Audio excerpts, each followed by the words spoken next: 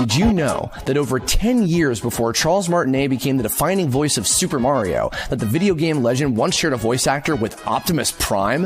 In 1938, Ruby Spears, a company more often associated with their creation of another certain video game-based animated series, created a show called the Saturday Supercade, where a number of different arcade classics were adapted into Saturday morning cartoons in a variety show-style format. Among these were a slew of shorts based on Nintendo's Donkey Kong and Donkey Kong Jr. arcade machines, featuring both title characters voiced by famous comedian Soupy Sales and voice actor extraordinaire Frank Welker as DK and DK Jr. respectively. And nestled in the Donkey Kong series as, believe it or not, the antagonist was Mario himself, voiced by the great Peter Cullen, 1 year before his debut as another iconic character, Optimus Prime of the Transformers. I'm tired of playing second banana to that sneaky gorilla.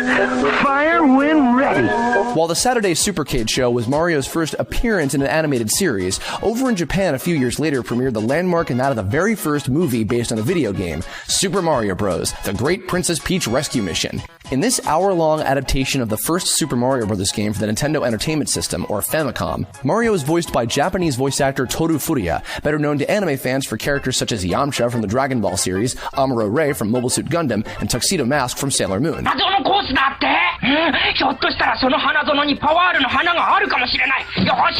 Of special mention here, by the way, is Bowser, or King Koopa, in his first animated appearance, being voiced by a woman, Japanese singer Akiko Wada.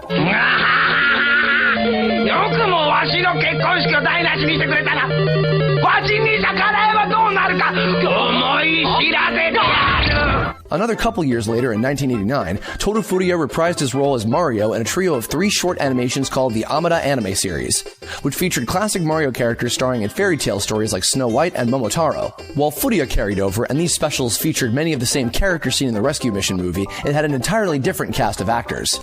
Switching back over to the US in that same year of 1989 was the premiere of The Super Mario Brothers Super Show, which featured late-great actors Danny Wells as Luigi and wrestler Captain Lou Albano as Mario. The pair performed the Mario Brothers both in live-action segments played at the beginning and end of each show, as well as, of course, voicing the animated versions of the characters for over 50 episodes. Don't worry, Princess. Luigi and Neo climbed that mountain before you could say spaghetti and meatballs. I can't! I'm allergic to mountains! Alongside this series was a 13-episode Legend of Zelda cartoon featuring Jonathan Potts as a rare and ancient talking version of Link, known for the infamous catchphrase, "Well, excuse me, Princess." The following year, the Mario series continued with 2 more 13-episode shows, based on and named after Super Mario Bros. 3 for the NES and Super Mario World for the Super NES, respectively. In these series, Mario and Luigi, as well as Princess Toadstool or Princess Peach, had their voice actors replaced. Jeannie Elias was recast by Tracy Moore, while Lou Albano and Danny Wells were recast by Walker Boone and Tony Rosato. You didn't tell me you were bringing a secret weapon, Luigi. That's Mama Luigi to you, Mario! However, Harvey Atkin as King Koopa carried over through all 3 series, while John Stalker appeared in the Super Show and Mario 3 series as Toad, and then in Super Mario World as a new character named Oogtar. The Mario 3 and Mario World cartoons also introduced the Koopalings in animated form, albeit with different names.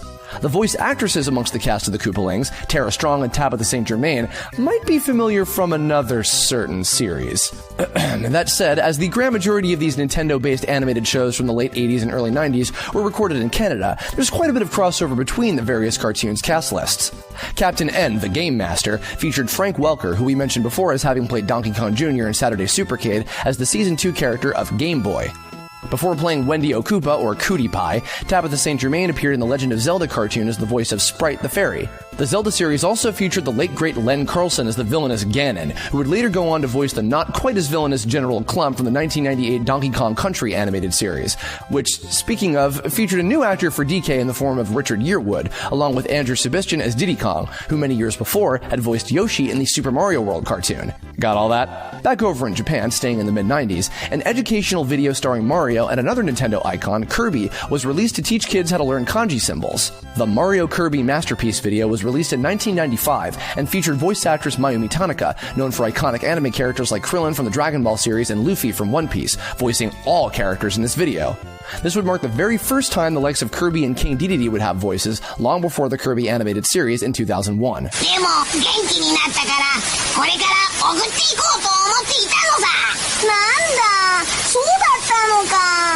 Back to the US again, just a year earlier in 1994 was a little misstep in Nintendo's history in the form of the CDI Mario and Zelda games. Much like the cartoon Link's old catchphrase, these games are infamous particularly for their animated cutscenes. Hotel Mario featured voice actor Mark Grau as Mario, Luigi, and Bowser. We gotta find the princess. And you gotta help us. If you need instructions on how to get through the hotels, check out the enclosed instruction book. Grau would later go on to voice many other video game characters such as Zircon from Ratchet & Clank and Phoenix in StarCraft 2. And finally, transitioning back to the man himself, we've mentioned before that when Charles Martinet first auditioned for and booked the part of Mario, his first gig for the character prior to voicing him in any of the video games was portraying Mario for trade shows through the use of a real-time animation system. Martinet would record using a facial capture device from behind the Nintendo booth during the early 90s, interacting with people passing by the screen with a floating talking Mario head. According to Martinet, this is actually how Luigi's voice was created, as kids would come up and ask if they could talk to Luigi, and the excuse he used was that he was too shy and sheepish, which led to his fraidy cat personality. There also exists a real-time Wario model, and even a real-time Donkey Kong floating head, which Martinet once performed as well. Oh, yeah, I think I just went to heaven. Oh, what's your name, beautiful? Will you marry me? How are you today? I mean, will you marry me? Nintendo continues to use an upgraded version of this real-time animation system for Charles at other Nintendo special events to this day. Within the Nintendo universe, Charles has voiced at one point or another Mario, Luigi, Wario, Waluigi, Toad, Toadsworth, Donkey Kong, Wart, Mauser, Triclide, Claw Grip, Fry Guy, and even Little Mac, making him the most prominent voice actor of Nintendo's many, many memorable characters. Thanks for watching. This video was inspired by Did You Know Gaming, so go check out their channel and watch all their videos on gaming trivia. Special thanks to Omadon for the audio mastering, James Man Extreme for the music, and BehindTheVoiceActors.com for all the audio samples. If you like this video, check out some of our other ones linked here on the side, and don't forget to like and subscribe if you want more. See you next time.